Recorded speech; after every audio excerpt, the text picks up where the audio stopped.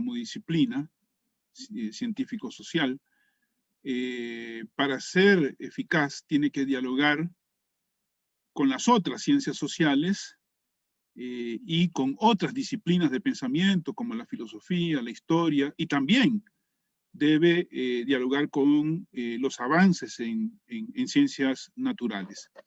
Así que es importante esto de clarificar desde dónde se piensa, desde dónde se hace el análisis y cuál es la concepción que hay del trabajo intelectual, científico, académico.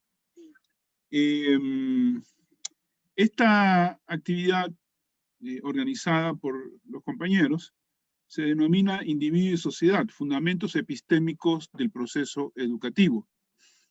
En realidad, la actividad nace de una reflexión, un intercambio con el profesor Conte sobre el tema individuo-sociedad, ¿no?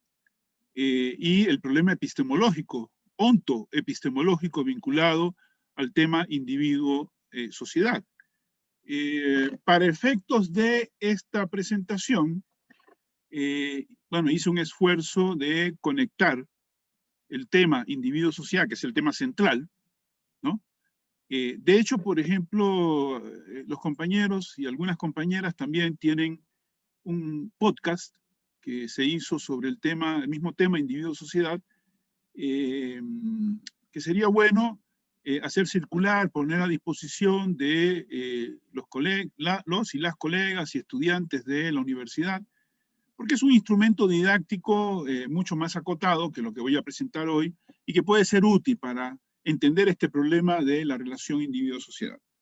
Bueno, decía que la actividad se titula Individuo-Sociedad, Fundamentos Epistémicos del Proceso Educativo. Bueno, la segunda frase, Fundamentos Epistémicos del Proceso Educativo, tiene que ver con el contexto en el que se va a discutir esta relación individuo-sociedad. Habría que comenzar por clarificar el concepto de epistemología. Es uno de esos términos que provoca cierto dolor de cabeza, cierta confusión y ganas de salir corriendo. Cuando la gente escucha epistemología, da la impresión de que es un asunto muy esotérico, ¿no? Difícil de entrar. Hay que decir lo siguiente. Voy a partir de una formulación específica, que creo permite entender la importancia del problema epistemológico. Se puede formular de la siguiente manera, cosa que discutimos siempre en los cursos yo también doy cursos de epistemología de las ciencias sociales y cursos de teoría sociológica contemporánea en la maestría. Y partimos de lo siguiente, el método es función del objeto. No hay un discurso metodológico en abstracto independientemente del objeto. El método es función del objeto. El objeto se construye teóricamente, nunca está dado, siempre es una construcción. Y a toda construcción teórica subyacen elementos epistemológicos, elementos epistémicos que la mayor parte de las veces no son explicitados, lo cual es un problema porque explicitar los fundamentos epistemológicos de una disciplina, de una ciencia, de un debate cualquiera, ayuda y facilita mucho la ubicación teórico-metodológica de los problemas que se van a tratar. Es decir, tiene que ver con el marco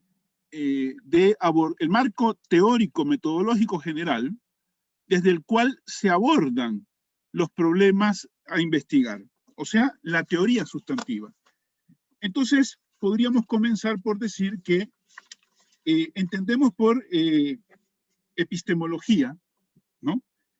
El estudio de los fundamentos y las condiciones de constitución del conocimiento científico. Cuando hablamos de epistemología, hay cierta confusión, lo voy a decir rápido porque estos son aspectos generales de introductorios. Hay cierta confusión con el término epistemología y hay otros términos como filosofía de la ciencia, nociología, teoría del conocimiento. Me voy a limitar a distinguirlo de teoría del conocimiento. Cuando hablamos de teoría del conocimiento, estamos hablando del conocimiento en general. Cuando hablamos de epistemología, estamos hablando de la teoría del conocimiento científico. Entonces decía, la epistemología es el estudio de los fundamentos y las condiciones de constitución del conocimiento científico. Es una teoría de la ciencia, una crítica de las teorías científicas. Los temas de que se ocupa la epistemología: principios y métodos de las teorías científicas, organización, condiciones de constitución, proceso y sistema de los conocimientos, paso de un nivel inferior a otro superior de conocimiento. Son, de una manera muy general, los aspectos fundamentales a los que se refiere la epistemología como campo de estudios, que más que una disciplina, es un ámbito de estudios que se localiza en la frontera entre la filosofía y las ciencias positivas o las ciencias particulares, sean naturales o sociales, ¿no? Entonces digamos que hay que entender por la epistemología general es un campo de estudios filosóficos, pero que articula teoría y elementos empíricos. Por eso digo que está situada en la frontera entre la filosofía y la ciencia, ¿no? De ahí pasamos a la epistemología de las ciencias sociales. Entonces, el problema epistemológico es fundamental porque, por decirlo así, se trata de los fundamentos teóricos de las teorías sustantivas. La epistemología es una teoría de segundo nivel, es teoría de la teoría. Hay teorías sustantivas que están en relación con los objetos de la realidad, los problemas de la realidad, y están las teorías que discuten los fundamentos de las teorías sustantivas. Y esa teoría de la teoría, o esa ciencia de la teoría, es la epistemología. En toda discusión, en toda investigación, en toda disciplina, en todas las ciencias, hay fundamentos epistémicos, generalmente no explicitados, y que conviene explicitar para clarificar el tema que está en discusión. Por ejemplo, en este tema de individuo-sociedad, la relación individuo-sociedad, esa relación varía significativamente dependiendo del marco epistémico del que yo parto. Por ejemplo, si yo parto de un marco epistémico empirista liberal, ¿no? Empirista, que es el que tienen como referencia los empiristas, los liberales, ¿no? Si yo parto de un marco de referencia empirista, marco epistémico de referencia empirista, que es el que reivindica el pensamiento liberal, entonces para mí la sociedad es un agregado de individuos, una sumatoria de individuos. Y de ahí el individualismo ontológico y el individualismo metodológico, que va a ser un tema del que me quiero ocupar, aunque sea brevemente más adelante. Pero si yo asumo un concepto de sociedad relacional, también se puede decir sistémico, entonces la sociedad no es una mera suma de individuos, sino que la sociedad vendría a ser una realidad de segundo orden, macrosocial, que surge a partir de las interacciones de los individuos. Esta es una discusión epistemológica muy importante y que, como ustedes ven, está en la base de distintas posiciones políticas. Si uno tiene una posición en política, en economía liberal, entonces uno se apoya en un marco epistémico atomista. Si para uno la sociedad es una suma de individuos. Pero si uno tiene una posición donde lo social tiene un peso mayor, ¿no? Donde lo social es importante, entonces uno tiene como referencia un marco epistémico, relacional, sistémico, o incluso podríamos decir, como voy a decir más adelante, dialéctico. Para que se entienda, se clarifique, todas aquellas personas que asuman posiciones en la vida social, en el debate político, vinculado con referencias socialdemócratas, progresistas, marxistas, socialistas, etcétera, etcétera, están trabajando, lo sepan o no, con un marco epistémico, relacional, sistémico o incluso dialéctico. Entonces, el problema de la epistemología es fundamental porque funda nuestra manera de ver en el ámbito de la actividad científica. En el caso que nos ocupa,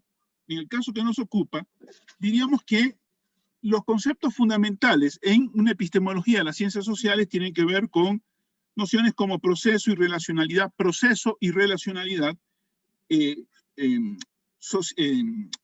sujeto-objeto, la relación sujeto-objeto, que es una formulación más general, filosófica, y una más acotada en sociología, la tensión entre el proceso objetivo y la acción consciente. El proceso objetivo y la acción consciente. Esa tensión a lo interno de la epistemología de las ciencias sociales se concreta en el ámbito en que nos ocupamos, en que nos centramos hoy, en la relación individuo-sociedad.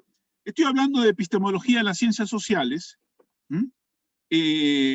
en una reunión donde la mayoría está vinculado con el tema de los procesos educativos. Bueno, yo parto de que la educación y los procesos educativos son parte de las ciencias sociales. Es importante esto. Es importante que los estudios en relación con el proceso de enseñanza-aprendizaje, los procesos educativos, etcétera, etcétera, sean conscientemente asumidos como parte de las ciencias sociales. ¿Por qué? Porque eso permitiría beneficiarse de los debates teóricos, epistémicos y también de investigación empírica que se desarrollan en el ámbito de las ciencias sociales. Me parece que se enriquecerían los estudios en el ámbito de los procesos educativos en la medida en que los vinculamos con la epistemología de las ciencias sociales. Entonces, la dicotomía o la tensión a la que nos estamos refiriendo hoy tiene que ver con individuo-sociedad. ¿Qué significa esto? ¿No? El problema fundamental que tenemos acá es cuál es la relación entre el individuo y la sociedad. Y lo digo inmediatamente, que es una de las premisas de las que parto. No hay individuo aislado, hay individuo social, ¿no? El individuo siempre está en relación con la sociedad. Y la vida social significa tanto la relacionalidad estructural institucional en que los individuos están situados, pero también implica la historia. Todo individuo está siempre en relación con el marco sociocultural en que nació y se desarrolló, y ese marco sociocultural tiene una historia. Es decir, el individuo está siempre en relación con la historia, sea la historia de lo macro social, de la estructura social, sea con su propia historia, con su biografía. El individuo siempre está en relación con la historia, sea la historia social, sea la historia personal.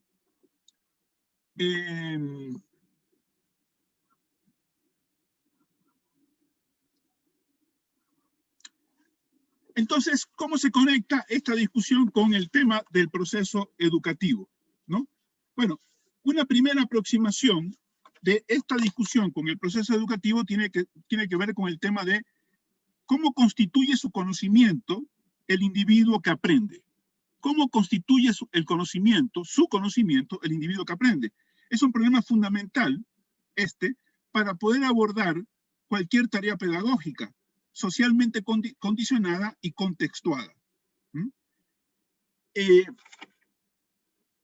El tema de cómo construye el individuo sus conocimientos, ¿no?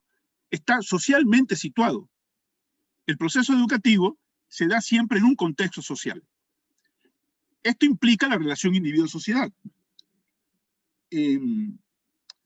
Lo segundo que habría que decir sobre los aspectos epistemológicos del proceso de conocimiento, además de que está socialmente situado, es que el proceso de conocimiento es una relación entre el individuo y el sujeto. Es decir, en otras épocas se ha dado en este debate de la relación, del problema del conocimiento, algunas corrientes de pensamiento han hecho énfasis en el problema del individuo, de la subjetividad, otras han hecho énfasis en el problema de las condiciones sociales, ¿no? Ambas perspectivas han hecho contribuciones sustantivas a nuestro concepto de el conocimiento como una relación entre el sujeto y el objeto, ¿no? Sin embargo, esas contribuciones han sido parciales, en el sentido de que, por un lado ha habido un exceso subjetivista y por el otro lado hemos tenido un exceso objetivista, ¿no? Entonces, cuando hablamos de de la relación individuo-sociedad en el conocimiento, uno de los problemas que se nos plantea es, si es una relación, si el conocimiento es una relación entre el individuo y el conocimiento, el problema que se nos plantea es, ¿cuál es la parte que pone la sociedad y cuál es la parte que pone el individuo, el sujeto? Entonces, a la hora de establecer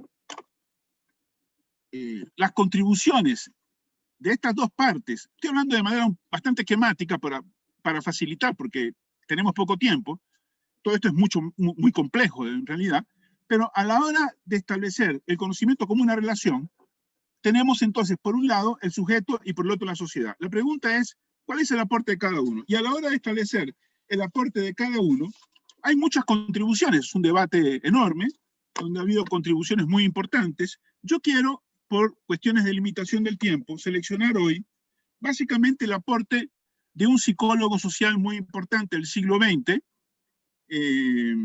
Vygotsky. El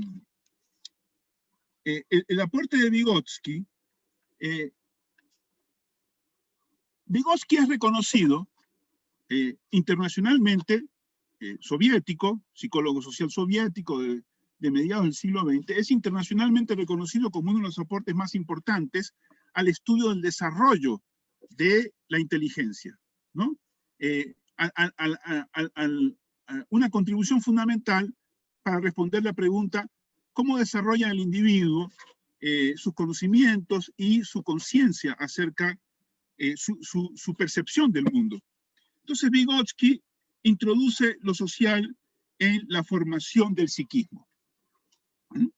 Vygotsky introduce lo social en la formación del psiquismo y en ese sentido podemos decir lo siguiente.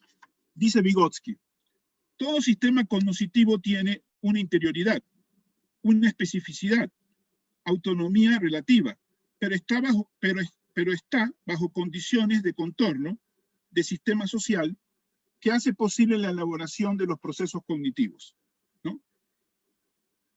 Es decir, es importante subrayar que Vygotsky no desconoce el proceso interior de construcción de los esquemas de razonamiento, del proceso de desarrollo de la inteligencia. Pero para Vygotsky, entender el desarrollo de la inteligencia del psiquismo implica colocar al individuo en su contexto sociocultural.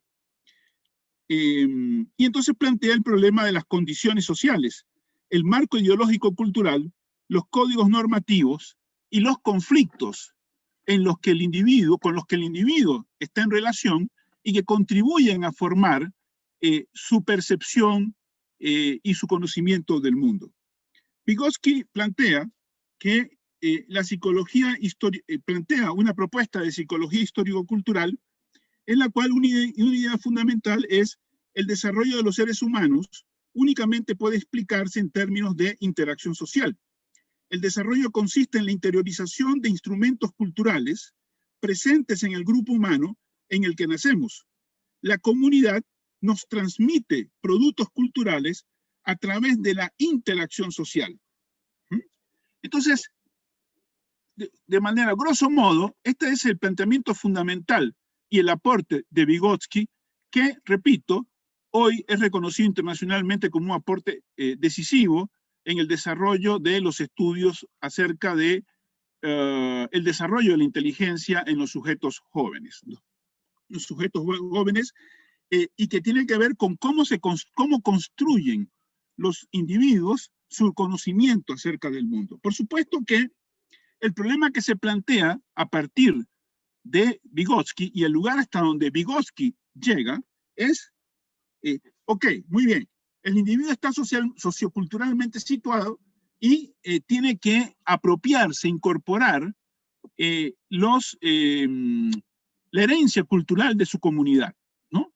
Sin embargo, el problema que se plantea ahí entonces es cómo convierten los sujetos jóvenes relaciones sociales y elementos culturales en funciones psicológicas.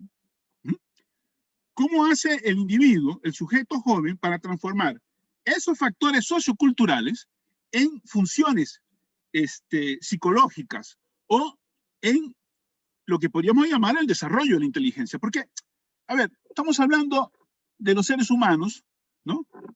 Que es una criatura que por contingencias de la evolución biológica, es un primate que por contingencias de la evolución biológica desarrolló un cerebro grande y complejo y por tanto la capacidad para desarrollar un alto nivel de inteligencia. Entonces somos una criatura inteligente. Es un producto contingente de la evolución, no está predeterminado por nada ni por nadie. Se dio así. Somos un primate a partir del Homo habilis hace 2.5 millones de años que desarrolló un cerebro grande, complejo y una gran capacidad de inteligencia. Entonces, pero esa inteligencia tiene que apropiarse de los marcos culturales de la comunidad a la cual el individuo pertenece, la comunidad humana en general o la comunidad específica de la que participa, ¿no? Entonces,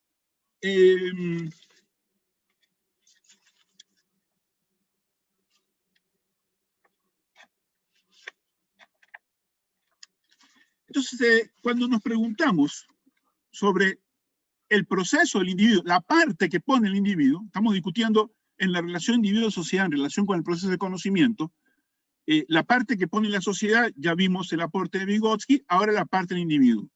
Para iluminar un poco la parte del individuo, lo que aporta el individuo en el proceso, en la relación de conocimiento, en relación con el objeto, tenemos entonces que apelar a un autor, un investigador muy importante durante el siglo XX, probablemente el más importante psicólogo de la inteligencia en el siglo XX y también, en mi opinión, el más importante epistemólogo general del siglo XX, Jean Piaget. Y Piaget hace un aporte fundamental, ¿no?, al formular lo siguiente: los individuos humanos no son meros espectadores pasivos que reaccionan a los estímulos del medio. Son seres activos que, en su praxis social, construyen el conocimiento desarrollando internamente los esquemas básicos de razonamiento y así se desarrolla la inteligencia. Esta sería una forma muy sencilla, muy acotada, muy apretada de poner el aporte de Piaget. Para Piaget, que dedicó toda su vida a investigar estos temas, lo fundamental es lo siguiente: efectivamente, el individuo está socioculturalmente situado y afectado por su entorno sociocultural, tiene que apropiarse e incorporar esos factores culturales en la interacción social. Sin embargo, atención, el individuo no es un sujeto pasivo, no es un mero receptor. Hay una actividad interna de construcción de esquemas básicos de razonamiento, de desarrollo de la inteligencia, que el individuo es capaz de hacer y realiza. La pregunta es, ¿cómo lo realiza? Bueno, esto es un tema, todos estos son temas muy complejos, y lo que puedo presentar en esta ocasión son solo indicaciones generales. Quien tenga interés en profundizar, bueno, hay toda una bibliografía muy interesante que incluso yo les puedo ayudar a tener acceso, pero acá hoy podría decir que una fórmula que sintetiza el punto de vista de Piaget sería la siguiente: la inteligencia nació de la acción. La inteligencia nació de la acción. ¿Qué significa esto? Significa que los sujetos jóvenes, poco después de nacer, comienzan a interactuar con el mundo, operan sobre los objetos que los rodean, y en ese proceso de operar sobre los objetos que los rodean, desarrollan acciones. Poco a poco esas acciones se van coordinando, se van generalizando y abstrayendo, y en determinado momento el sujeto joven es capaz de interiorizar esa coordinación de los objetos. Y la inteligencia, por tanto, surge precisamente de esa interiorización de la coordinación de las acciones sobre los objetos. La inteligencia surge de la interiorización de la coordinación de las acciones sobre los objetos, ¿no? Y aquí está otra vez la importancia de la acción, que después vamos a ver en lo social, se denomina praxis, ¿no? Y también vemos cómo la acción sobre el mundo es fundamental para entender la inteligencia humana y la autoconstitución misma de los sujetos humanos. Bueno, decía que a partir de allí, a partir de esa ubicación a partir de esa ubicación general de los problemas epistemológicos vinculados con el proceso educativo, ¿no? Entonces podemos pasar a la segunda parte de esta charla, de esta conversación, que tiene que ver con... veo que hay una pregunta, entonces, ¿cómo puede la educación llevar al niño a esa acción? Yo preferiría responder las preguntas en el cierre, ¿no? Por ahora prefiero hacer la intervención que tenía preparada y después en el cierre ocuparme de las preguntas. Agradezco las preguntas y las observaciones. El problema entonces concreto al que nos queríamos referir, que es la relación individuo-sociedad, una vez establecidos los aspectos epistemológicos vinculados con el proceso educativo. Repito lo que dije al comienzo. Abordamos la relación individuo-sociedad desde una matriz disciplinaria que es la sociología. Entendemos la sociología como una teoría general de la sociedad. La sociología como una teoría general de la sociedad. Pero la sociedad se constituye de individuos, grupos y sus relaciones. ¿Eso qué quiere decir? Que desde un punto de vista dialéctico, entre el individuo y la sociedad hay una relación de mutua afectación, donde la sociedad es, por un lado, el producto de la interacción entre los seres humanos, pero por otro lado, no hay individuos fuera de la sociedad. Entonces, el punto de vista dialéctico en esta discusión sobre individuo-sociedad es una discusión larga, que en ciencias sociales y particularmente en sociología se ha desarrollado durante mucho tiempo. Las razones por las cuales la discusión no se salda tiene que ver con cuestiones también sociológicas, y es que los debates teóricos sobre lo social no se resuelven solo en el plano de lo discursivo, sino que las distintas posiciones en estos debates tienen que ver con grupos e intereses, fuerzas sociales que están situados en la sociedad, ¿no? Por eso estos debates no se pueden resolver solo en el plano académico intelectual, sino que en realidad remiten a debates y conflictos en el seno de la sociedad. Las distintas posiciones sobre lo social en el ámbito de las ciencias sociales remiten a posiciones e intereses en el campo social. Remite a luchas sociales. Las luchas académicas, intelectuales, teóricas, ideológicas, remiten a luchas sociales, ¿no? Lo que en el marxismo tradicionalmente se denominó, en un sentido amplio, lucha de clases, ¿no? Que tiene que ver con los distintos procesos conflictivos en lo social. Volviendo al tema nuestro, decía que en este debate de la relación sociológica, entre el debate sociológico sobre la relación individuo-sociedad, ha habido posiciones individualistas y ha habido posiciones que se denominan holistas o colectivistas. Ha habido teóricos, corrientes de pensamiento, que han aportado que han hecho aportes muy importantes en aclarar el problema del el aporte del individuo en la relación individuo-sociedad. Tiene que ver con la acción, con la intencionalidad, con la acción con sentido, subjetivo, etc. Hay distintos aportes del lado del individualismo que son muy importantes, que se incorporaron al acervo de la disciplina. Del lado de las llamadas concepciones holistas o colectivistas también hay aportes muy importantes de distintas corrientes de pensamiento donde se ha estudiado y se ha profundizado en los conceptos relativos a la estructura, los sistemas, ¿no? Los condicionamientos sociales, los códigos normativos, las pautas culturales, y cómo esta familia de conceptos, estos fenómenos, lo cultural, lo institucional, lo normativo, etcétera, inciden sobre los individuos. Entonces, En este debate, estas posiciones generales han hecho contribuciones muy importantes. Sin embargo, desde un punto de vista dialéctico, y específicamente en mi caso marxista, una postura dialéctica tiene que superar la contraposición binaria de individualismo y holismo. Para decirlo con toda claridad, el marxismo no es ni individualista ni holista. El marxismo tiene una posición dialéctica. Y una posición dialéctica quiere decir que lo fundamental es la articulación y la producción recíproca, la afectación recíproca de individuo y sociedad.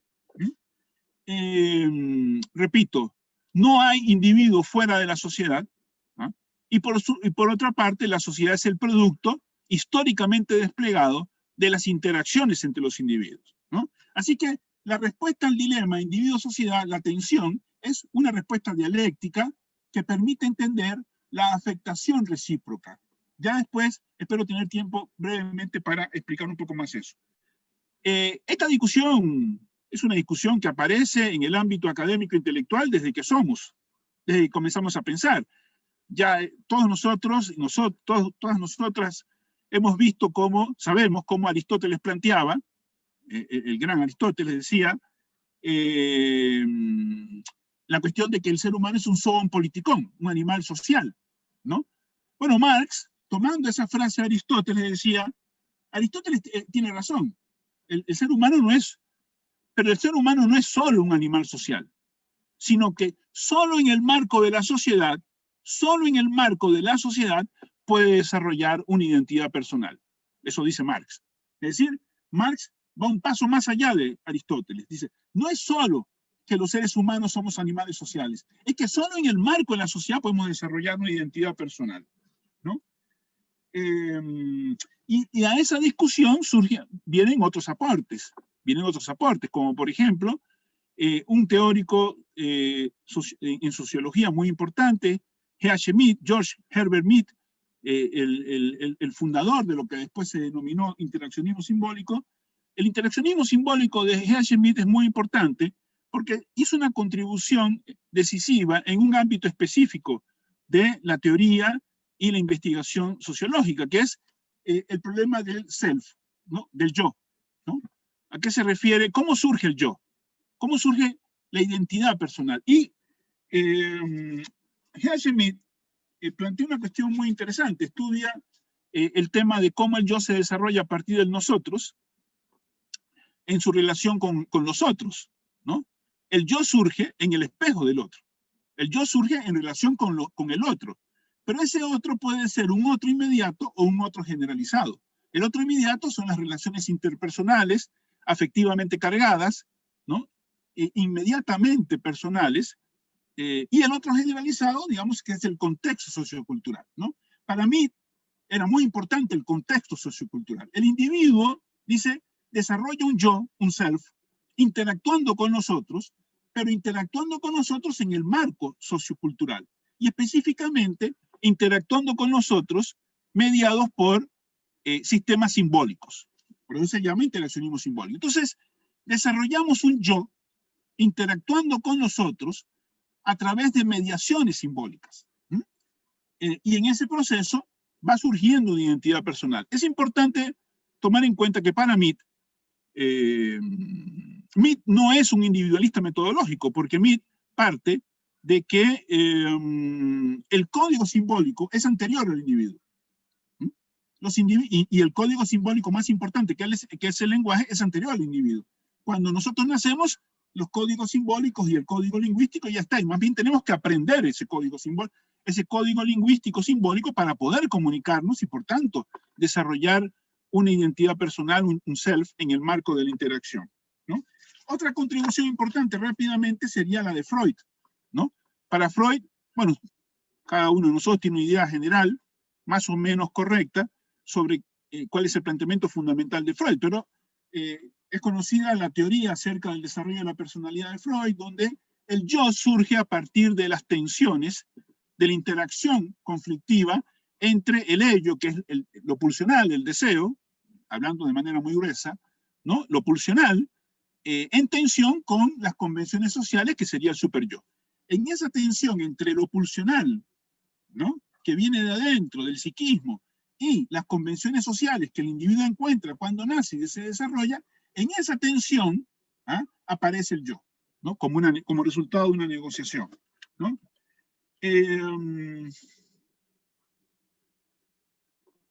Entonces, podríamos especificar, entonces, este problema de la relación individuo-sociedad de la siguiente manera, ¿no? Decía hace un momento, no hay individuo, hay individuo social. ¿Qué significa eso? Significa que no hay ser humano fuera de la relación con otros seres humanos. Como todo mamífero y como todo primate, los seres humanos dependemos, ¿no?, de la relación con los otros adultos para aprender a actuar nuestra condición humana. ¿Qué quiere decir eso? Que la condición humana no está dada automáticamente desde lo biogenético. Cuando nacemos, somos biogenéticamente humanos. Pero esa condición tiene que desplegarse en la interacción social. Por eso, lo humano no se define solo a nivel biogenético, sino que se define a nivel biopsicosocial. Eso quiere decir que, por ejemplo, en el caso estudiado de los niños llamados niños salvajes, niños que a una muy temprana edad, antes del primer año, año y medio, perdieron contacto con otros seres humanos y que consiguieron sobrevivir, vaya a saber cómo, son biogenéticamente humanos, pero no desarrollaron su potencial humano. Y por tanto no piensan como seres humanos. No solo no hablan, sino que no piensan como seres humanos, ¿no? Así que el ser humano está siempre socialmente situado. Los individuos siempre están socialmente situados.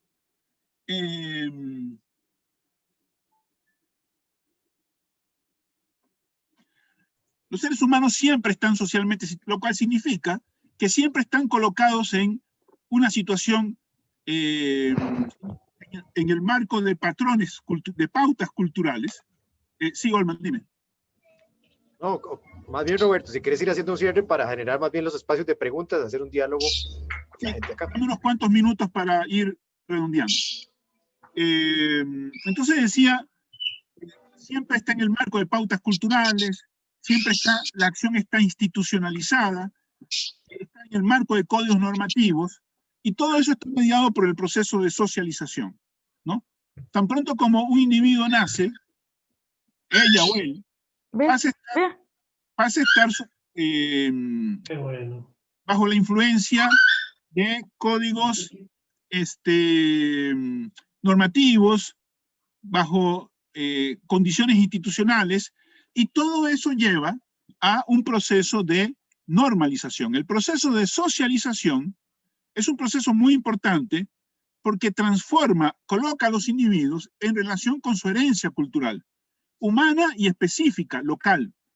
Pero por otro lado, el proceso de socialización también genera o busca generar integración funcionalizada, busca normalizar. Y el proceso de normalización busca lograr que los individuos sean predecibles, sean integrados, sean controlados. El proceso de socialización es un proceso conservador que se desarrolla a través de agencias de socialización como la familia, los amigos, el sistema educativo, los medios de comunicación cada vez más. Entonces decía, para ir cerrando, el problema fundamental que, digamos, enfrentamos en este debate es una concepción específica en ciencias sociales que es el individualismo metodológico.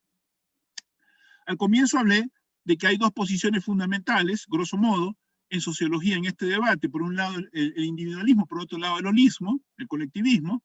El colectivismo efectivamente, el holismo efectivamente aplasta al individuo y es una concepción que habría que discutir en otro momento, pero efectivamente han hecho un aporte importante, pero el resultado fundamental de toda concepción colectivista es aplastar al individuo. Lo que quiero discutir hoy básicamente es el individualismo metodológico, es decir, la concepción de que lo social puede explicarse a partir de la acción individual y su intencionalidad, su volición, ¿no? desde el punto de vista que estoy planteando, el individualismo metodológico es un callejón sin salida, porque a partir del individuo no se puede reconstruir una teoría general de la sociedad, ¿no? A partir de los individuos no se puede construir una teoría social adecuada, útil, sólida, porque, por una razón muy sencilla, el individualismo metodológico es un callejón sin salidas por una razón muy sencilla. Tanto la sociedad como la especie son anteriores al individuo, ¿no? Cuando cada uno de nosotros nace, ya encuentra un mundo social, ¿no? Ya encuentra un mundo social, y en ese mundo social, digamos, ese mundo social opera sobre el individuo. Entonces, no es solo la sociedad y la cultura que son anteriores al individuo, sino también, obviamente, la especie. Fuera de la especie no se puede definir al individuo. Entonces, la especie es anterior al individuo y el individuo está en relación con esa especie. Estos son argumentos para mostrar las limitaciones del individualismo metodológico, lo cual no quiere decir que no haya hecho un aporte. El individualismo metodológico efectivamente nos ha enseñado muchas cosas sobre los comportamientos finalistas e intencionales de los individuos, pero no puede dar lugar a una teoría general de lo social satisfactoria. Para que el aporte individualista, ¿no? Para que el estudio del individuo contribuya a una teoría general satisfactoria de lo social, es necesario reconstruir la relación dialéctica con el marco sociohistórico general. Termino con esto, termino con este aspecto para que no quede desequilibrado el pensamiento. Estoy insistiendo en el tema de que no hay un individuo incondicionado. Los individuos están siempre colocados en situación y es necesario entender la situación en que están colocados para poder entender los límites y posibilidades que enfrenta cada individuo en su vida. Sin embargo, hay que decir que hay individuos. Cada uno de nosotros es una individualidad y esa individualidad no desaparece en ningún momento. Siempre hay márgenes de libertad, mayores o menores, o casi siempre. Habría que decir entonces que somos un producto de la sociedad, pero también somos productores de sociedad y podemos transformar esa sociedad. La sociedad, para los individuos, es un ámbito de límites y posibilidades, ¿no? Cada individuo está socialmente situado y esa condición social implica límites y posibilidades. Pero como parte de las posibilidades del individuo está transformar esos límites. Es decir, los individuos no solo están situados, condicionados por el orden social, sino que también pueden transformar ese orden social, porque entre las posibilidades que ese orden social comporta está justamente de transformar, el de desplazar el ámbito de las limitaciones. Una criatura inteligente, una criatura social, pero particularmente inteligente, como los seres humanos, inevitablemente tiende a desarrollar una fuerte individualidad. En general, en los mamíferos y en los primates hay una cierta individualidad en los componentes de los grupos. Pero en el caso de los seres humanos, que alcanzamos un alto nivel de inteligencia por contingencias evolutivas, esa alta capacidad de inteligencia dio lugar a... es decir, las condiciones de interacción social dieron lugar a un alto grado de inteligencia y ese alto grado de inteligencia permite un importante margen de libertad. Entonces, la discusión sobre el problema de si somos libres o no es una discusión mal planteada, porque en realidad el problema no es si somos libres o no. El problema fundamental es cuál es nuestro margen de libertad. Y el margen de libertad está en relación con las condiciones sociales en que se encuentra un individuo. Lo digo de manera rápida, de manera un poco burda. Un individuo rico tiene más posibilidades que un individuo pobre. ¿Por qué? Porque tiene un mayor acceso a recursos y oportunidades. Y lo mismo vale para los países. En los países ricos, los individuos tienen un acceso a mayores recursos y oportunidades. En los países pobres, las oportunidades son mucho más limitadas. Y por eso la discusión sobre el problema de la libertad es fundamental. Y como decía, pero para Marx, por ejemplo, el tema de la libertad se define como capacidad de autorrealización. ¿no? En el mundo capitalista se habla mucho de libertad, pero como decía Marx, es decir, el capitalismo restringe severamente el margen de libertad de la gran mayoría de las personas, ¿no? Porque libertad quiere decir capacidad de autorrealización, pero en el capitalismo la mayor parte de las personas tiene escasa o muy limitadas posibilidades de autorrealización personal porque tiene un acceso muy limitado a los recursos y oportunidades, recursos materiales y culturales, simbólicos, para la realización personal. Bueno, lo voy a dejar por acá para abrir espacio al intercambio. Traté de hacer una presentación muy apretada de los distintos aspectos que tienen que ver con esta cuestión de individuo-sociedad, que incluye el problema de la libertad también. Gracias. Perfecto, Roberto. Muchas gracias, Roberto. Después de esta reflexión amplia, vamos a proceder con los comentarios y preguntas que va a moderar otra socióloga, Carla, que va a hacer el balance por ahí y vamos a hacer canalizar también. Es importante ahí que si hay alguna pregunta, levante la manita, active la cámara para que Roberto los escuche. Entonces la idea es hacer un barrido de los comentarios y las preguntas para que Roberto haga pues esa unificación de todos los aspectos. Adelante, Carla. Perfecto, muchísimas gracias, Olman. Y bueno, también agradecerle, por supuesto, a Ayala por permitir este tipo de discusiones en el ámbito de la educación, que a veces no existen estos espacios para discutir estas relaciones dialécticas entre el individuo y la sociedad. Y ampliar este marco, digamos, de conocimiento de esas relaciones realmente permite ir más allá, pasar, digamos, de ver la educación como una cuestión tecnicista, donde aprendo cómo hacer determinadas tareas y dar seguimiento al estudiantado y realmente ir formando a nuestros estudiantes de la UNED desde esa perspectiva crítica, para que así también tengan esa perspectiva en sus campos de acción y realmente tengan ese conocimiento en sus contextos educativos. Voy a hacer primero pues las preguntas que hay son realmente pocas. Tenemos también a una compañera que ya tiene la mano levantada, entonces primero voy a leer las preguntas que están en el chat.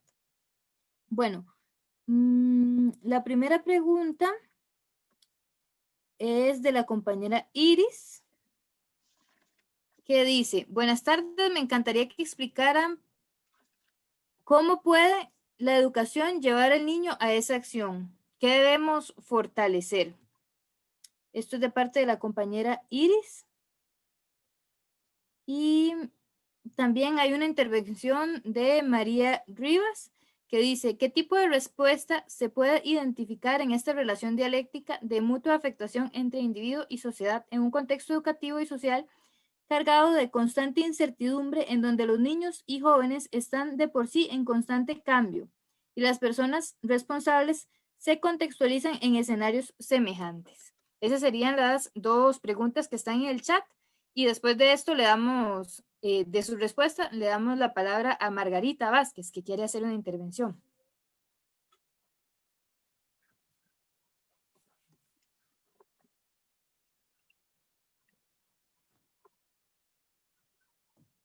Si alguien más quiere levantar la mano y participar, puede hacerlo, nada más de activar el micrófono nos indica, ¿verdad? Para que lo hagan. En este caso tenemos a Margarita, que tiene la mano levantada para participar. Puede activar el micrófono, Margarita, para que haga su consulta. La escuchamos.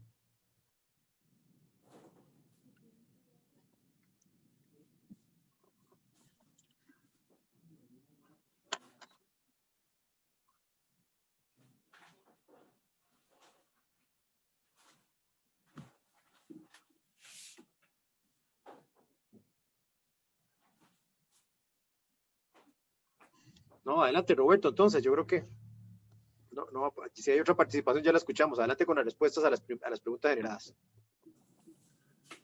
Bueno, el problema de cómo, con respecto a la primera pregunta que hace la compañera Iris, no, la compañera... Sí, es la compañera Iris. Iris, ¿cómo puede la educación llevar al niño a esa acción? A los niños y niñas. Bueno, lo primero es comprender cómo se da el proceso de aprendizaje interno de los sujetos jóvenes, ¿no? Cómo se da el proceso de desarrollo de los esquemas básicos de razonamiento. Es una cuestión fundamental, porque cuando el proceso educativo se da desconociendo las condiciones de la sociogénesis y la psicogénesis de la inteligencia, de los conocimientos, cuando el proceso educativo ignora, repito, la sociogénesis y la psicogénesis de la inteligencia y de las capacidades cognitivas, entonces el proceso educativo tiende a fallar, no importa cuán dedicados sean las personas dedicadas a la formación docente, educativa. Me parece que es fundamental, por eso insistí al comienzo de la intervención en el tema de reforzar los aspectos de psicología social, de psicología y sociología del desarrollo de los conocimientos que están vinculados con el proceso educativo para poder adecuar, ¿no?, la actividad pedagógica a esos procesos de psico y sociogénesis. Esa sería la respuesta general. Prefiero no profundizar más porque ya sería entrar en aspectos técnicos de los que no soy especialista.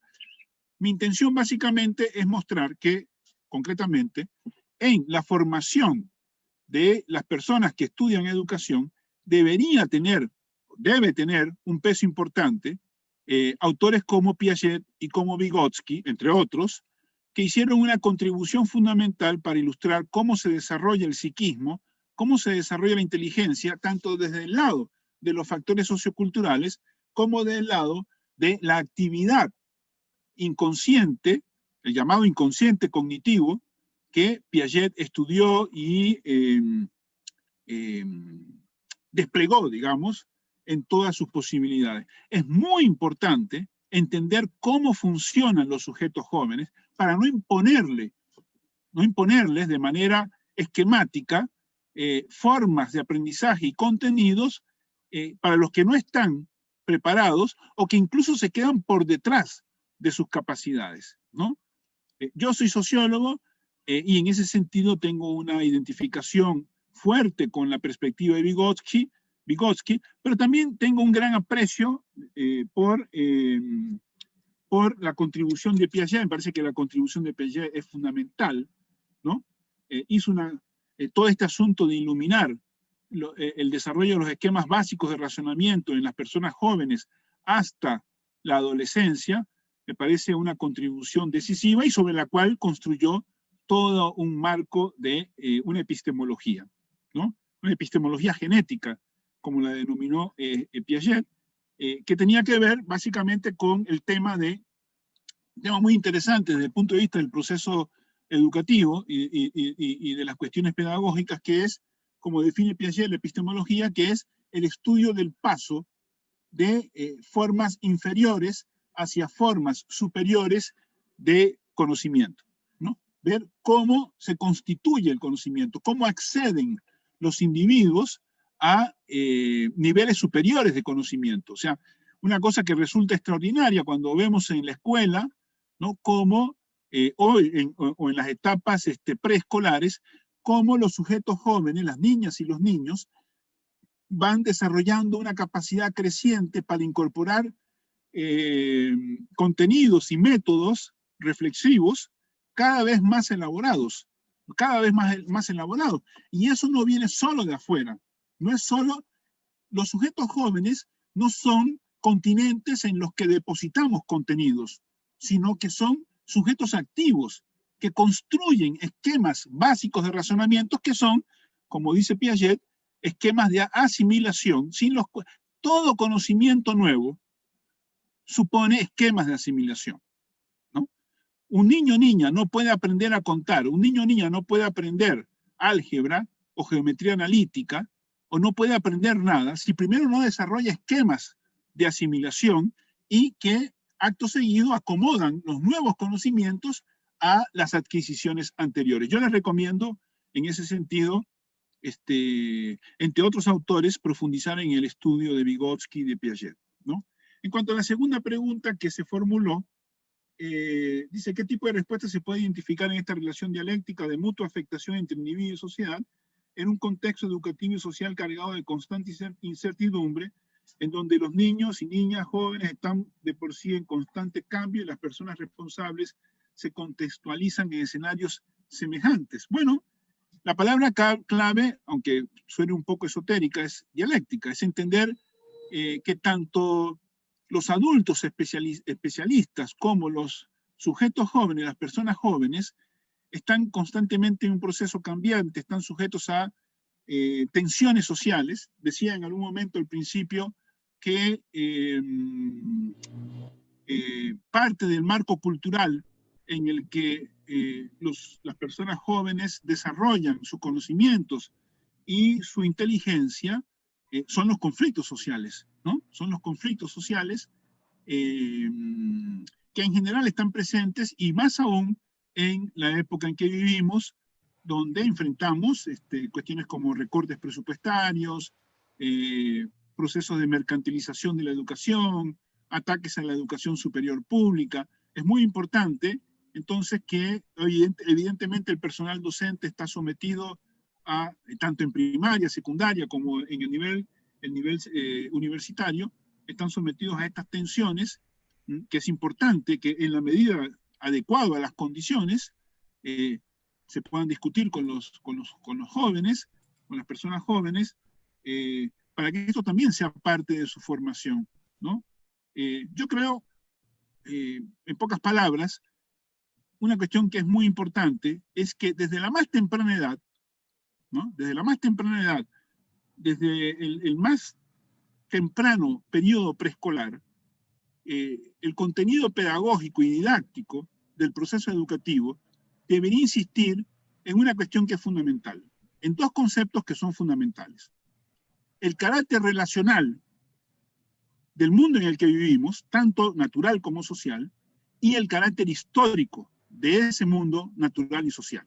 Es fundamental insistir en la relacionalidad del mundo que nos rodea como concepto fundamental para entender el mundo, y en la historicidad. Yo recuerdo cuando yo era niño, y entré al sistema escolar a los 6, 7 años, bastante tardíamente, comparado con lo que hoy pasa, que nos enseñaban a contar con la vieja historia de 3 manzanas más 4 peras, ¿no? Y esta cosa de Pepín y Rosa, me acuerdo que había un silabario, un librito que era de 2 sujetos, Pepín y Rosa, una cosa bárbara, ¿no? Que más bien retrasaba el desarrollo cognitivo de las personas. Y yo creo que nosotros, la gente de mi generación, está pagando todavía eso. Pero evidentemente esos contenidos y métodos hoy están en proceso han sido ampliamente superados, pero todavía falta, en el sentido de, insisto, para mí, los dos conceptos fundamentales que deben darle contenido a los procesos educativos, a los instrumentos didácticos y a las perspectivas pedagógicas son relacionalidad e historicidad, porque esos son los dos conceptos que configuran tanto la realidad natural como el mundo social. Listo. Carla. Perfecto. Tenemos otras 3 intervenciones, voy a leerlas. Juan Martín Rojas dice: me gustaría conocer su opinión sobre la importancia de la escuela anclada en los contextos de pobreza, donde, además de las necesidades, abundan los flagelos sociales como las drogas, violencia y prostitución, que también son productos sociales. De Cristian Ocampo tenemos: Roberto, por favor, profundizar en el punto de la pobreza como limitante fundamental para el desarrollo de capacidades intelectuales. La gran mayoría de las personas docentes desestiman tal posición y se enfocan mucho en el tema de la meritocracia de las personas para tener éxito académico. Y finalmente, Giovanni Bellucci señala: el MEP ha adoptado los modelos tecnocráticos del Banco Mundial basados en la educación por competencias. ¿Cuáles considera que son los alcances y limitaciones de dicha perspectiva en el proceso educativo de nuestras personas jóvenes? ¿Cuán grave puede ser el abandono de la formación humanística en este marco tecnocrático? Nada más quisiera agregar a esta última intervención de Giovanni Bellucci, el marco de cualificación de la educación superior centroamericana, que está hecho también inspirado en la reforma educativa, en este caso implementada en Europa y de la OCDE. También establece un marco de competencias para la educación superior pública centroamericana. y también se está estableciendo un marco de cualificaciones para la educación nacional en función de competencias. Es decir, ya no solo es el MEP, sino que también hay un discurso que se está imponiendo desde la educación superior y prácticamente es un discurso que viene desde CONARE, que a corto y mediano plazo va a ser obligatorio que muchas carreras lo tengan. Nada más aportado a eso, Roberto. Sí, rápidamente, miren, sobre la primera pregunta. Los problemas de la escuela en los contextos de pobreza, donde además de las necesidades abundan los flagelos sociales como drogas, violencia y prostitución. Va. Digamos lo siguiente, vivimos en una sociedad capitalista periférica, con una enorme desigualdad social.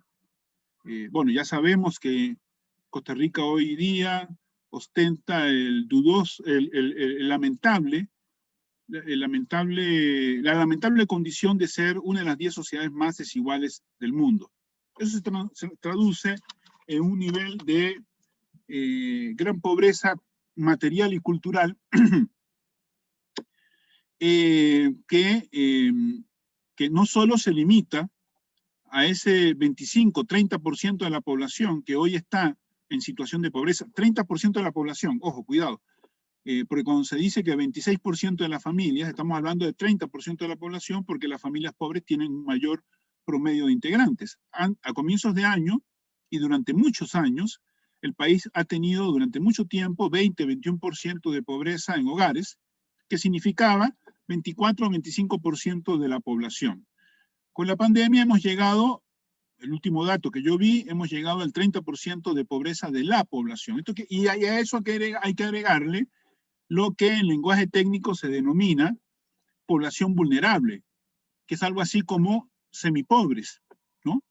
En América Latina, en el mejor año del siglo XXI, en el año 2011-2012, el Banco Mundial publicó un estudio que decía que por primera vez en décadas, la clase media en América Latina, medida de manera muy, muy laxa, muy amplia, muy generosa y discutible, había llegado al 30% de la población latinoamericana. Que la pobreza había bajado a 30% y que los ricos, ¿no? La clase alta, los ricos, correspondían a 2%. Entonces, cuando uno sumaba 30 más 30, 60 más 2, 62, y el otro 38%, entonces el Banco Mundial respondía, a esos son los vulnerables. O sea, en el mejor año de los últimos 40 o 50 años en América Latina, la pobreza era 30%, la clase media 30%, los vulnerables 38% y la clase alta 2%. O sea que entre pobres y vulnerables había 68% en América Latina, un desastre. Del año 2011-2012 para acá, todos los indicadores sociales se han deteriorado. Y Costa Rica no ha sido la excepción. Efectivamente, en los últimos 30 años, el país pasó de un Gini de 0.4 a un Gini de 0.51, 0.52. Es decir, medida como se mida,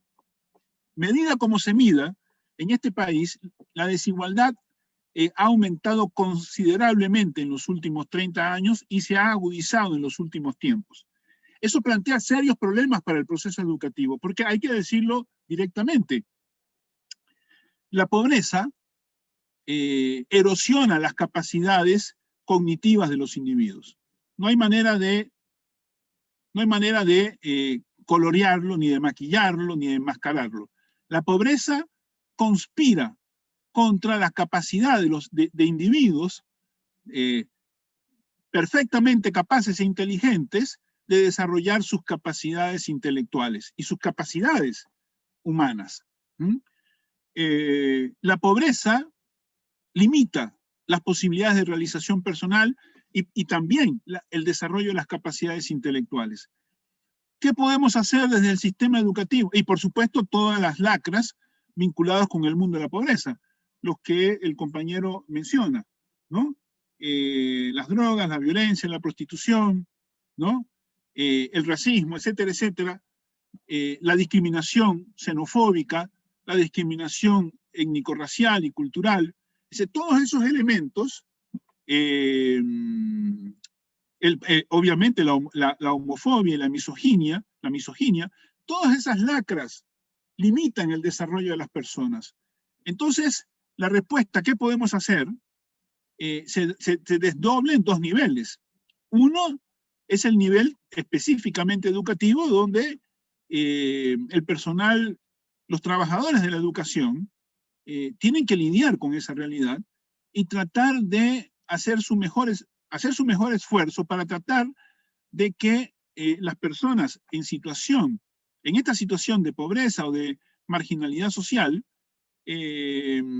encuentren en el ámbito de la educación las condiciones más favorables para tratar de remontar en la medida de lo posible las desventajas sociales tremendas, severas, que calan sobre ellos, que hacen mella sobre ellos.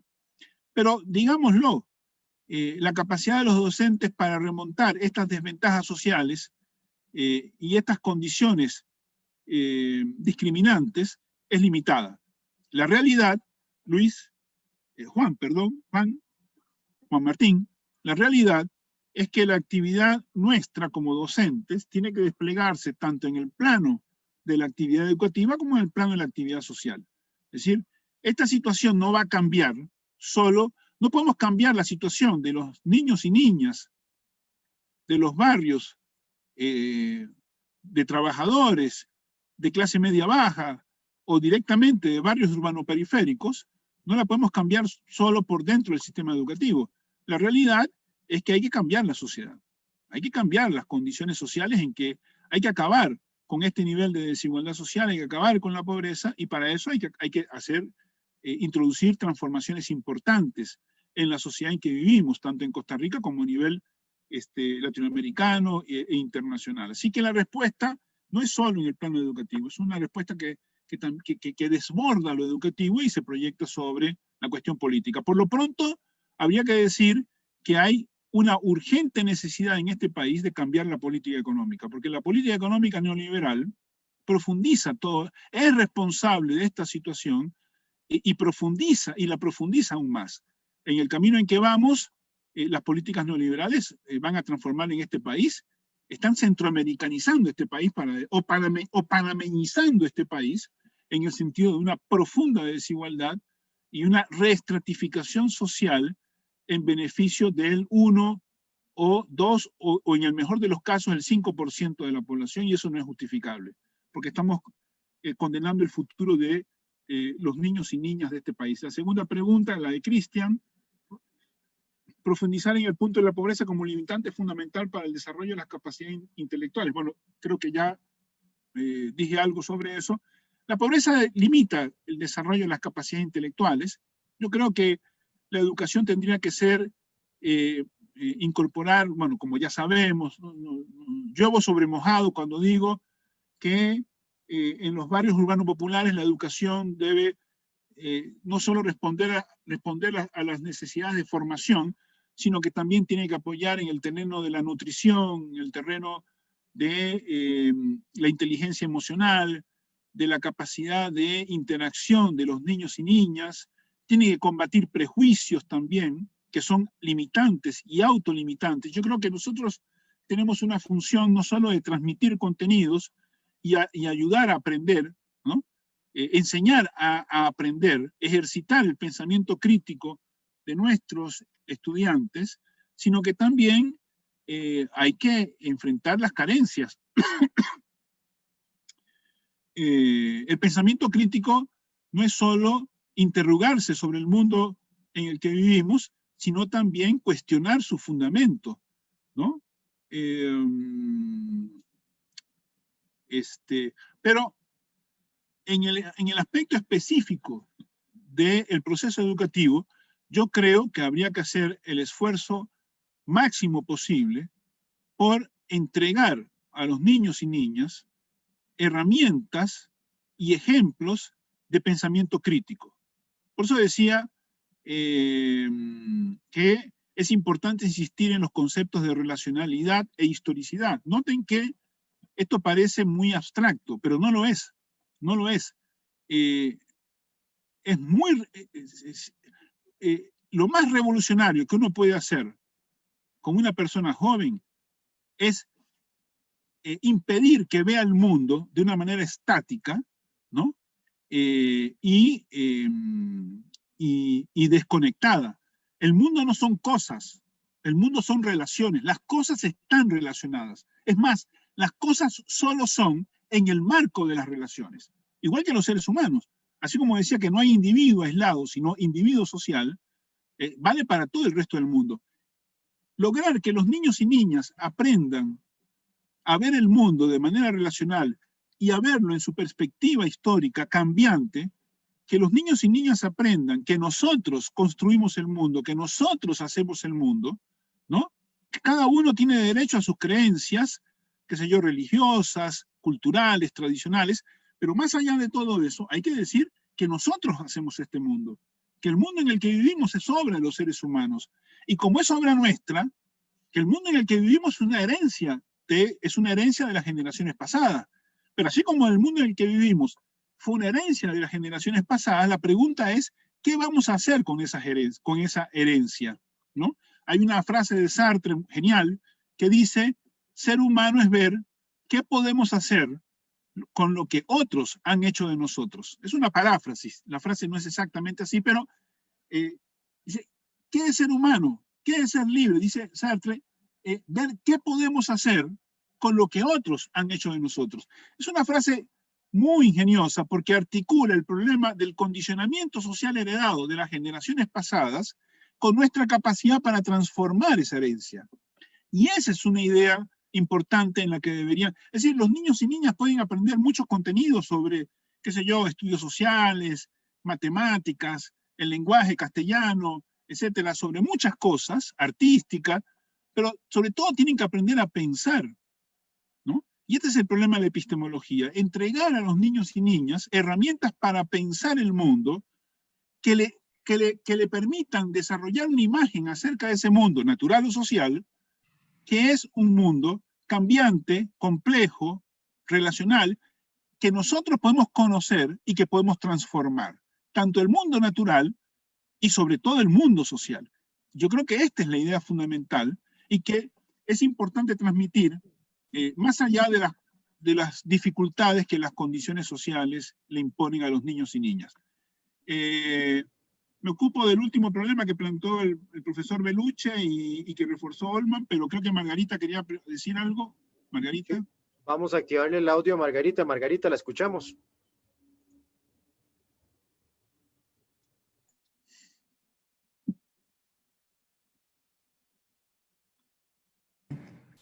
¿Me escuchan ahora?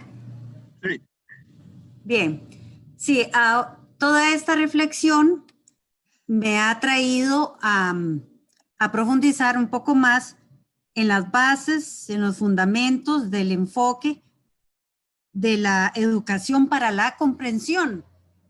Entonces, me lleva a fortalecer la teoría de cómo esas experiencias colaborativas de trabajo conjunto, ese compartir experiencias, sentimientos, opiniones entre los chicos, contribuye a que ellos se identifiquen unos con otros, a que compartan también sus propios contextos, ¿verdad? Su contexto humano, sociocultural. Y de esa manera, en ese encuentro, se va consolidando esa interacción, ¿verdad? Con el otro. De ahí la importancia de que ellos juntos van proyectando ese mundo de conocimientos interdisciplinario, ¿verdad? Entonces, el conectarse como individuos, el conectarse como miembros de esa sociedad, pero interpelados, motivados por una vida, una experiencia común que los lleva a esa necesidad de hacer cambios y de hacer útil ese aprendizaje. Voy a aprovechar antes de la respuesta para leer una última intervención que también se hizo aquí por el chat y con la compañera Hilda Herrera. Y tal vez así ya hacer como un cierre general de la actividad. Dice esta última intervención. En la actual situación de pandemia que vivimos, que actualmente que obligó a los estudiantes y las estudiantes a recibir sus clases de manera virtual sin interactuar con los objetos que los rodean en el campo educativo. ¿Puede el estudiante lograr desarrollar su inteligencia si no cuenta con la interiorización de los productos culturales? Y otra persona señala, la desigualdad se presenta también en las y los educadores, pero no siempre ante las oportunidades que obtuvieron en sus vidas, sino que también ante su resistencia al cambio e innovar ante su resistencia al cambio e innovar ante los constantes avances científicos en el tema de aprendizaje significativo. ¿Qué recomendación brindaría a los altos mandos de educación para avanzar ante el desfase que existe actualmente? Cerraríamos aquí con los comentarios y preguntas para hacer ya el cierre final. Gracias. Bueno, rápidamente, con respecto al tema de las competencias y lo humanístico que planteó el profesor Beluche y reforzó Olman, es un aspecto fundamental al que habría que dedicar una actividad completa. Yo creo que el tema de, claramente, los procesos de mercantilización y de la educación, ¿no? Nunca hay que olvidar, bueno, nosotros todos somos docentes y estudiantes de universidades públicas y estamos en un contexto de una ofensiva inédita, muy agresiva contra la educación superior pública en Costa Rica. Y bueno, de una u otra manera, todos nosotros estamos involucrados hace ya mucho tiempo en la lucha por defender la educación superior pública y la autonomía de nuestras universidades. Es una lucha que sigue, que no debemos abandonar. Sin embargo, este asunto de la mercantilización y la profesionalización de el practicismo en la educación superior, digo, en la educación en general, en todos los niveles, es una de las maneras. Hay muchas maneras de privatizar la educación, eso es lo que quiero decir. Hay muchas maneras de socavar la educación pública. Una de ellas es la mercantilización abierta, otra es el practicismo. Esta cosa de hay que aprender a hacer, en vez de hay que enseñar a pensar, ¿no? Quieren producir técnicos, gente que resuelva problemas prácticos, ¿no? Que se plantee y piense la resolución de problemas prácticos, en vez de pensar, ¿no? Aprender a pensar y colocar los problemas prácticos en un contexto más amplio. Hace un momento, a raíz de la pregunta, creo, de Cristian, el tema de cómo afecta la pobreza, decía que hay una manera específica, local, de enfrentar el problema, que está dentro del marco de las posibilidades de los docentes, en tanto que docentes, pero hay problemas de contexto que desbordan las responsabilidades específicas del personal docente. Y esos problemas más de contexto tenemos que abordarlos como parte de la ciudadanía, como parte de los movimientos sociales. Es un problema de la estructura de la vida social, de la sociedad en que vivimos. Yo creo que una de las tareas fundamentales que tenemos en todos los niveles de la educación pública es enfrentar no solo los intentos abiertos de socavar la educación pública con recortes de presupuesto, por ejemplo, con ataque a los derechos de los trabajadores de la educación y trabajadoras de la educación, derechos laborales, sindicales, etcétera, convenciones colectivas, derecho de huelga, todo eso que es muy importante para que los trabajadores de la educación puedan desempeñar adecuadamente su actividad y tengan capacidad para defender la educación pública, sino que además hay que enfrentar también las formas más insidiosas, menos evidentes de ataque a la educación pública, como es estos procesos de modificación de la estructura de los contenidos, de los marcos pedagógicos, ¿no? Que orientan la educación hacia un camino practicista, cuyo objetivo claramente es limitar las posibilidades de desarrollo de pensamiento crítico, ¿no?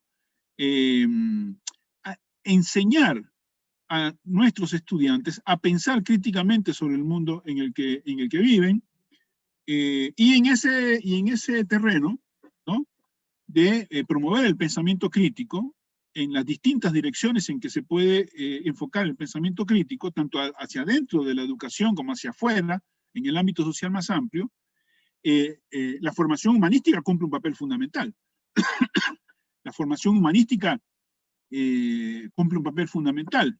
Yo siempre señalo en este tipo de temas, en mis cursos y en charlas, que resulta curioso que, por ejemplo, en la Universidad de Costa Rica, que se presenta como humanista, etcétera, etcétera, sin embargo, es curioso que los y las estudiantes de ingeniería, por ejemplo, no lleven un solo curso de sociología de la ciencia y la tecnología, tampoco en las facultades de ciencias naturales, tampoco en la facultad de economía se lleva un curso de sociología de la economía, etcétera.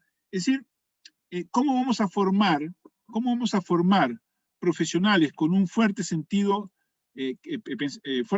crítico acerca de la sociedad y de su puesto en la sociedad, si estamos formando técnicos sin formación humanística en los distintos planos de las humanidades, ¿no? En alemán, en el mundo germanoparlante, hay un término que se dice Bildung, la Bildung, bueno, que fue muy elaborado por filósofos alemanes como Hegel en particular, y otros, pero en particular Hegel. Y este término Bildung es muy importante porque en la tradición alemana, que no sé si se mantiene hasta el día de hoy, pero en la tradición alemana, era importante articular el tema de la formación profesional con lo que ellos llaman Bildung, que es formación cultural, ¿no? El adiestramiento profesional debía estar englobado en una formación cultural sólida. Y tomando esa referencia y experiencias propias de América Latina, como el Manifiesto de Córdoba y todas las luchas que los trabajadores de la educación y los movimientos estudiantiles en América Latina han dado en los últimos 100 años, todos estos procesos se han orientado en el sentido de defender no solo la educación pública, sino la formación humanística que debe aportar la educación, ¿no? Y es muy importante eso, porque no basta con el adiestramiento profesional, hay que darle una fuerte cobertura cultural, humanística, que incluya no solo las tradiciones, los elementos culturales propios de nuestra identidad colectiva, como costarricenses, como latinoamericanos, sino que coloque a los individuos, a los sujetos jóvenes, en contacto con la herencia cultural humana, con lo mejor de la herencia cultural humana, independientemente de sus proveniencias, ¿no? No solo la de Occidente, sino también los aportes culturales valiosos de Oriente, ¿no? Y de otras regiones del mundo que contribuyen a la universalidad. Entonces, sí, yo soy un firme partidario de la formación humanística para formar personas sensibles, con capacidad de pensamiento crítico, y que sean capaces de no solo resolver problemas, sino de cuestionar, sino de formular las preguntas. No se trata solo de formar gente que responda a preguntas que otros formularon, sino que sean capaces de cuestionarse acerca de las preguntas mismas. Entonces, eso es pensamiento crítico. Y con respecto ya, para cerrar, a las otras interrogantes, Hilda dice el problema de la pandemia, los estudiantes, ¿puede el estudiante lograr desarrollar su inteligencia si no cuenta con la interiorización de los productos culturales? No, no puede. No puede, porque la inteligencia no es solo, repito, adiestramiento profesional. La inteligencia es multidimensional, implica la capacidad de relacionarse con otros y con otras, ¿no? Implica la capacidad de imaginar, no solamente, la inteligencia no es solo acumular contenidos, la inteligencia también es desarrollar la capacidad para imaginar, tener imaginación. Nosotros en sociología hablamos de imaginación sociológica, ¿no? Hay que desarrollar capacidad de imaginación intelectual, para especular, ¿no? Para empatizar. El problema de la empatía es también muy importante, ¿no? Tener capacidad para sentir el dolor del otro, sentir el dolor del otro y de la otra, ¿no?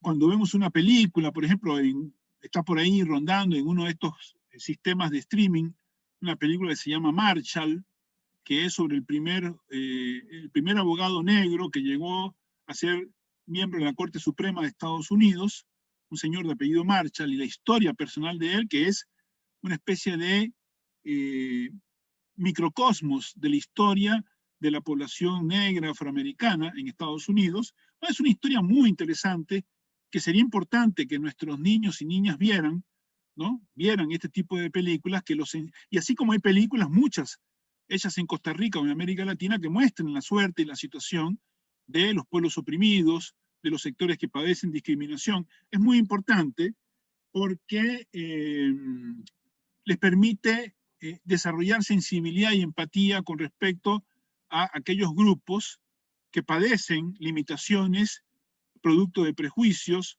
y de limitaciones sociales. Pero sí, repito, el tema de la formación cultural cumple un papel muy importante.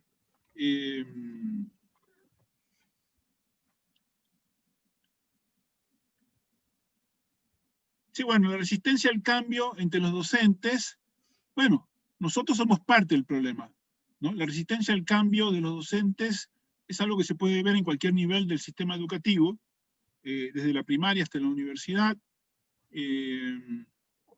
particularmente en el sector superior, de educación superior, en los últimos años.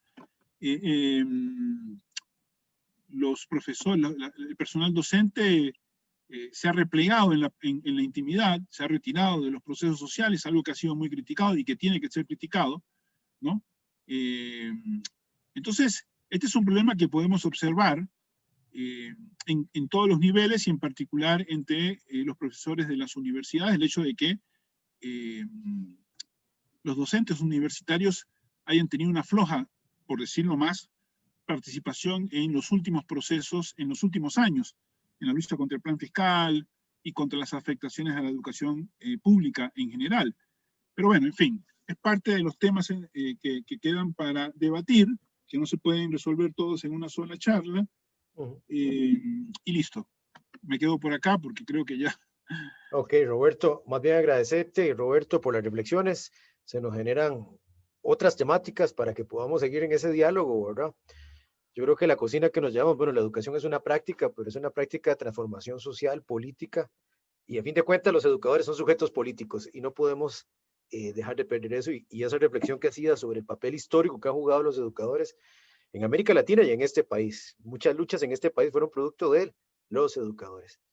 Derrotas, triunfos, pero hay que hacer todo un llamado en ese sentido. Y nada más para cerrar una anécdota con esto que decías de las contradicciones sociales.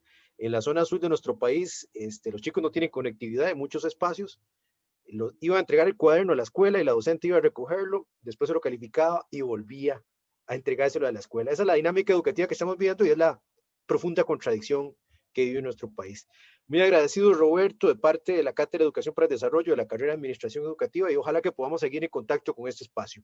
Quiero mencionar los 4 nombres de las personas que se ganaron los libros de Marxismo y Globalización Capitalista de Roberto. Se los vamos a hacer llegar.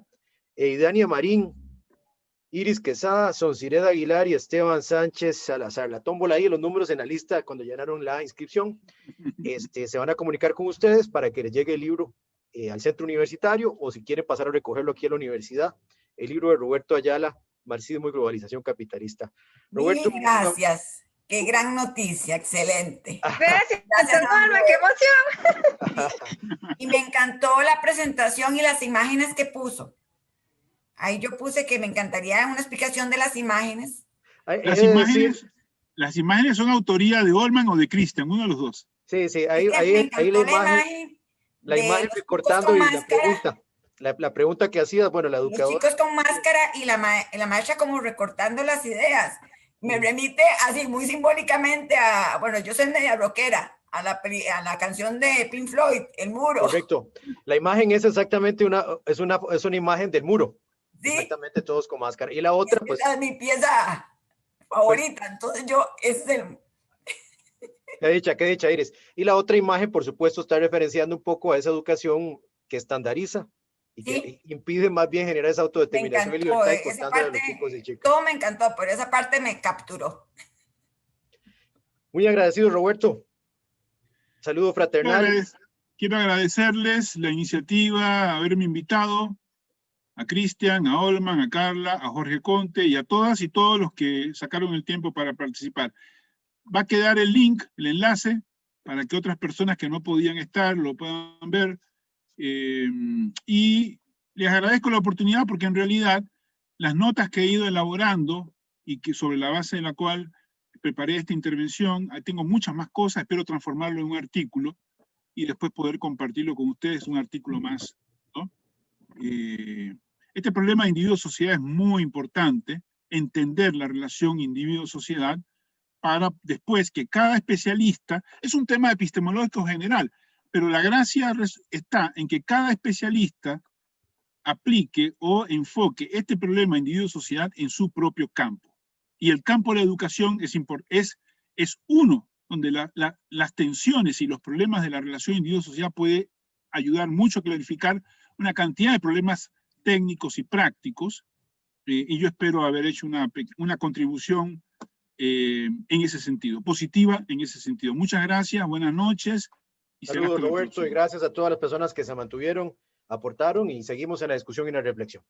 Buenas noches. Buenas noches, hasta luego. Buenas noches, nos vemos mañana. Buenas noches. Muchas gracias, don Olman y don Buenas noches. Roberto. Hasta luego. Buenas noches, saludos a todos. Muchas gracias, buenas noches.